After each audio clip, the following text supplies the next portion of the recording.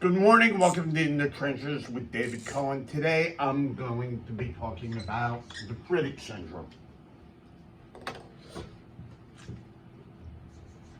Why am I talking about this? Because this is what my house staff recommended. So we did a talk before on nephritic syndrome. This is nephritic syndrome. And really, nephritic syndrome is rapidly progressive glomerulonephritis. So you have a patient who presents with acute kidney injury, you look at the urinalysis and you see red cells and red blood cell casts. Okay, now how is this different from nephrotic syndrome? You have nephritic and nephrotic. Nephritic syndrome, your creatinine's elevated. Nephrotic syndrome, it may or may not be elevated. Nephritic syndrome, you have abnormal UA with red cells and red blood cell casts. Nephrotic syndrome, the UA may be bland. You can see things called Maltese crosses due to lipids in the urine. Okay, nephritic syndrome, you have non-nephrotic range proteinuria. So they do a proteinuria, but it's less than 3 grams. Nephrotic, it's greater than 3.5 grams. And nephritic syndrome, you have hypertension. That's how you make the distinction. But often what happens, you're evaluating somebody coming in with acute kidney injury, or maybe it's not so acute, and you get clues in the urinalysis. Now, what do you do when you see this? So you have the entity of rapidly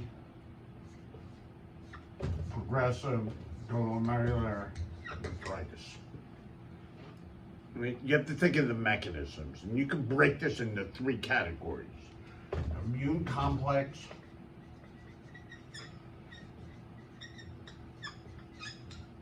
anti-GBM, and pauci-immune.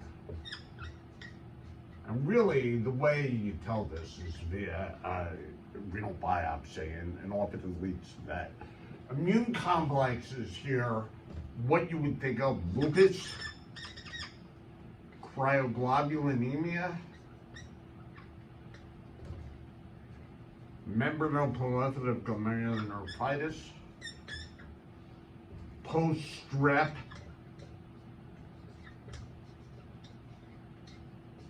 and other infections like endocarditis could do this subacute or shunt nephritis. And you can see this with Henoch-Schönlein purpura.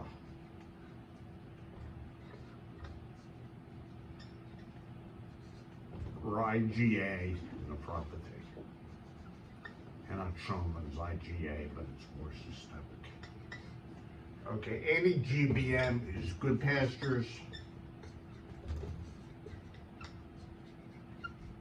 And pauci-immune are the ANCA-related diseases. And things involving the glomeruli are usually GPA, granulomatosis with polyangiitis, or NPA, microscopic polyangiitis. You can see it with eosinophilic granulomatosis with polyangiitis. So this is the bottom line. Okay, so what tests do you order? The most important test, if you're evaluating this, is to get complement levels. So on board, you're going to get complement levels, and you're going to get a C3 and a C4. With lupus, they're both reduced. With membranoproliferative GN, the C3 is low. Post-strep, the infections, usually the C3 is low, sometimes the C4. Henoch-Schönlein, they're normal, and with the IgA nephropathy. And with cryoglobulinemias, you can have a low C4 and a normal C3. So it depends on the pattern. That could give you a clue as to what's going on. With cryoglobulinemia and membranoproliferative GN, you have to think of an association with hepatitis C, and often you're going to get a hepatitis C antibody. Okay, so if you're evaluating somebody with the nephritic syndrome, what tests are you going to get? Okay, you're going to get ANCAs, and this we see. You're going to get a C ANCA, more associated with GPA, and a P ANCA with MPA, and also you're going to get a chest X-ray. You're going to get an ANA. You may get cryoglobulins. These blood tests are hard to get, and often with cryoglobulin anemia, you're going to see a palpable purpura like vasculitic rash, and you may have a neuropathy or arthritis type symptoms, but you can try and get these. You're going to get a Hep C antibody. You know, if there's a suspicion of endocarditis, you're going to get blood cultures and the echo. There's usually something else going on. And Henoch-Schönlein you see more in adolescents, younger adults, and you're going to see a palpable purpura there. If that goes along with this, then this is a syndrome.